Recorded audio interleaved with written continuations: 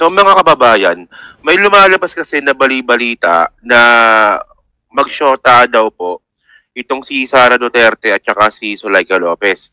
So ibig sabihin nun, si Sara Duterte daw po ay isang bisexual.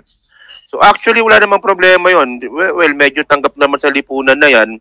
Pero ang point natin dito, matagal na pong balita yan. Usap-usapan na po namin yan last year pa. Yun nga lang medyo nalunod po tayo dun po sa chismis about sa relasyon ni Sara Duterte at saka ni Jan Amores, di ba? Kaya medyo natakpan yung issue ni Sara Duterte na isa siyang bisexual. So actually yung mga naririnig po nating bali-balita sa loob po ng mga usap-usapan po ng mga influencers, eh talagang hindi na po talaga okay itong si Man Scarpio at saka si Sara. So actually ito na-content ko na ito last year ata na nung birthday ata ni Sara na gusto atang makipag-kiss ni Man Scarpio. So nakuha sa video yon na ayaw ni Sarang makipag-kiss sa asawa niya, no? Pero by the way, wala nadaanan ko lang, no? Pero ito yung ito ngayon yung pinaka nagbulgar ngayon ng regarding nga po diyan sa sexuality nga po ni Sara. So ito na-post ito ni Montulfo. Okay. So alam naman po natin mga kababayan, no, na itong si Montulfo dati po itong kaibigan ni Digong. Malamang hanggang ngayon. Kasi na-appoint pa nga ito Na-appoint pa nga ito sa gabinete ni Digong dati. So ngayon syempre, ayaw ko lang, malamang may chance po talaga na may alam si Montulfo regarding po sa mga personalities po ng mga pamilya Duterte. So sabi dito ni Montulfo, okay, bakit ayaw iwanan ni Vice President Sara Duterte ang kanyang Chief of Staff na si Zuleika Lopez sa Batasang Pabansa Detention Facility? Okay, Lopez has been placed under detention by the House of Representatives Quad Committee for supposedly lying under oath on how Sara spent her confidential and intelligence fund. Okay, Sara cares so much for Lopez, she has decided to stay with her in the house jail, leaving Congressman Pasel. So ang point natin dito, siguro alam nyo naman, dalawa yung posibleng dahilan nito kung bakit gusto ni Sara Duterte na mag-stay doon sa detention house, 'di ba? Sa detention. Una kasi posibleng tama 'tong sinasabi ni Montulfo na mag-shota nga sila. Sabi niya And pangalawa, mas naniniwala po ako na, na talagang binabantayan po talaga ni Sara Duterte si Zuleika Lopez kasi nga baka nga kumanta. 'Di ba? Kasi pressure na 'yung babae. So baka kumanta 'yan, baka ilaglag na siya niyan kasi kung meron man tao na nakakaalam, kung meron mang taong nakakaalam kung paano ginastos ni Sara Duterte yung confidential fund, si Zuleika Lopez po yun. Di ba? So, syempre, si Zuleika Lopez, classmate ni Sara. Or, schoolmate. Tapos, naging chief of staff ni Sara since 2010, kung hindi ako nagkakamali. So, alam na alam po ni Zuleika Lopez yan. Di ba? So, ito continue natin. Sabi pa dito ni Montulfo, okay. Sabi niya dito, gusto ba talaga ninyong malaman? Okay, ito ang sagot. Si Sara at Zuleika ay matagal nang magkasintahan. Timot daw si Sara. Di ba niyo nahalata? Sara is a dyke or lesbian, tomboy or AC/DC. Pwede sa lalaki at sa babae. Siya ay bisexual. Matagal nang alam ng mga taga Davao ang relasyon ni Sara at Zuleika. Okay. So diyan po sa mga taga Davao City na makakapanood po ng video po natin na to, totoo ba itong chismis ni Montulfo? Kasi sabi ni Montulfo, matagal nyo na raw po palang alam Di ba?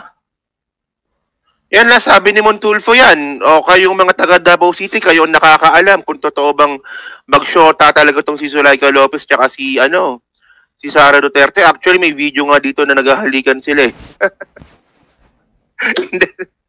May pakita natin. Ito. Sabi pa dito. Okay, continue pa natin So, ito, syempre, mga kababayan, itong pinaka-attack pig. Hindi, joke lang ha. Baka mapikon ano sa akin, si pangalan nito? Si Malutikia, pikon pa naman to, no? Sabi ni Malutikia, Ma'am Malutikia, para mas maganda. Sabi ni Ma'am Malutikia, na solid diehard fan ng mga Duterte. Okay, Mr. Montulfo, how dare you create that steer? Did you think all of the mother of attorney, Did you think all of the mother of attorney Laika Lopez? At this time, you make that an issue, tulpo ka kasi. Yan, so, yan, syempre to the rescue itong si Malutikya. Okay. So ngayon mga kababayan, merong video kumakalat ngayon. Ito yan. So talagang yakap-yakap talaga ni Zulaika Lopez si Sara. Sweet naman. Okay, so sabi dito sa GMA News, huwag mo kong iiwan.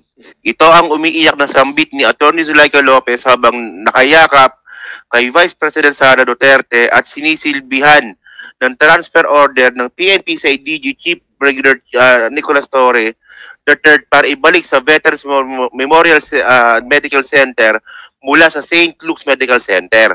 Kasi mga kababayan, itong St. Luke's kasi, kung saan po dinala si Zulaika Lopez,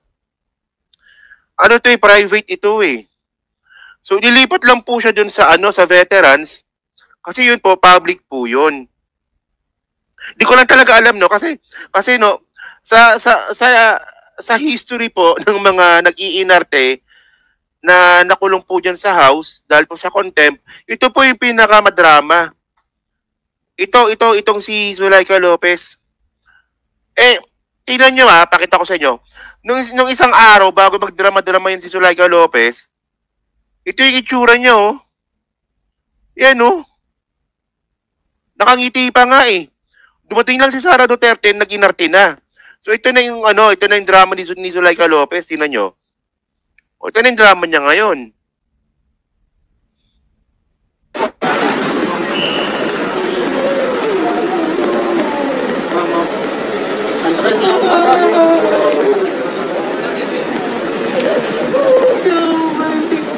Tingnan nyo sa loob ng isang araw, from this, ito na ngayon.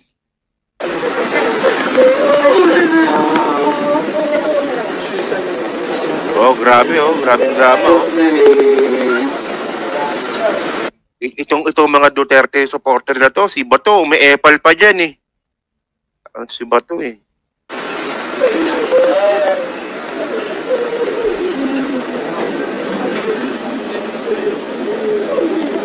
Hindi I just don't really get the point no, kung bakit ganyan kadrama tong hayop na to. Hindi, sa totoo lang. Kung umakto ka lang sana na bilang isang detainee dyan sa contempt order sa'yo, magiging smooth naman sana yung flow eh.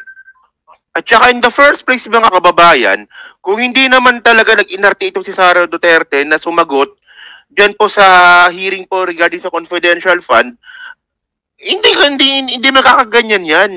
Hindi aabot sa ganitong drama yan. Kita nyo kung gaano kabobo itong si Sara. Ayaw umattend sa Senate, ayaw umattend sa House hearing, pero papreskon na papreskon. Continue natin, sige. Nga, no, grabe yakap, no? Scissor! Sakto. Kayo, gift nyo yan, gift nyo to.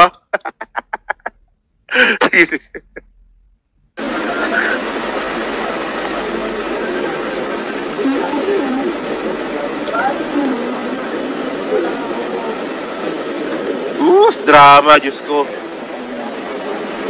Puro kay drama.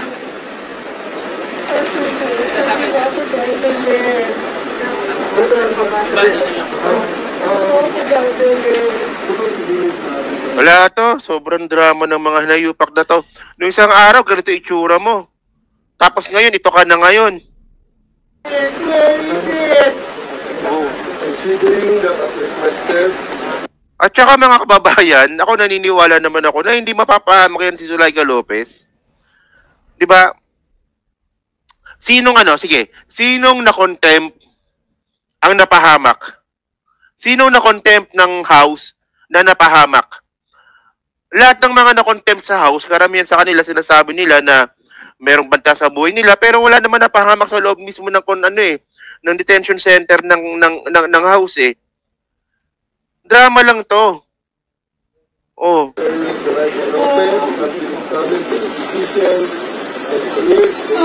So, titigilan nyo nga ako, Sarah. Diyos ko. Well.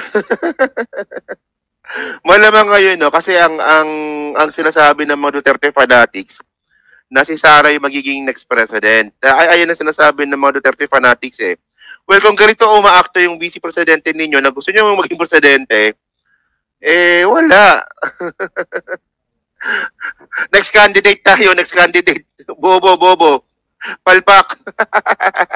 Psychotest. So ngayon, mga kababayan, ito loko-loko din gumawa nito. Sino ba gumawa nito? Napanood ko ito kanina eh. Pinasa sa akin ni ano to eh. Ni ma'am. Ano na ba yun ito?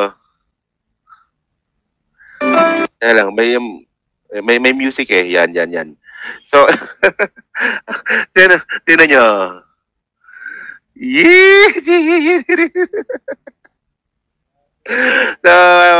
Ewan ko sino gumawa nito. Tarantado talaga kayo, no? Oh. Confirm. Confirm, loko-loko tayo. Confirm na tibo. So yun mga ka-Streetwise, so dyan po sa Team Replay, no nga po masabi nyo nga po dito sa content natin ngayon regarding po sa pinapakalat po na balita or chismis nga na sinasabi po ni Montulfo. Kayo ba, naniniwala ba kayo na itong si Sara Duterte ay isang bisexual?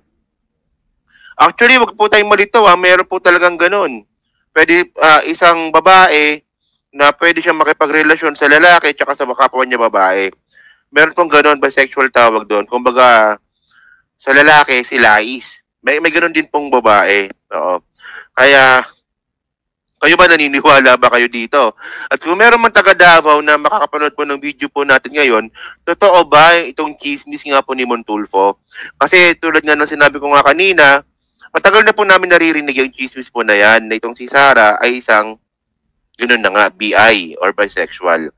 Well, hindi lang namin masyado pinansin kasi wala parang napaka-nonsense pag-usapan.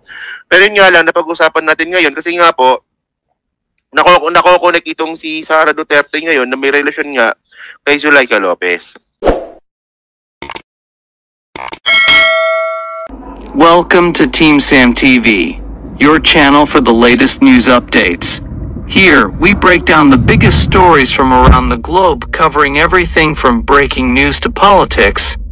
Whether you want to stay informed or just catch up on what's happening, we've got you covered.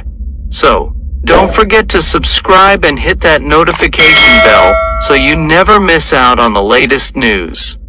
Join the Team Sam TV family, and let's explore the world together, one update at a time.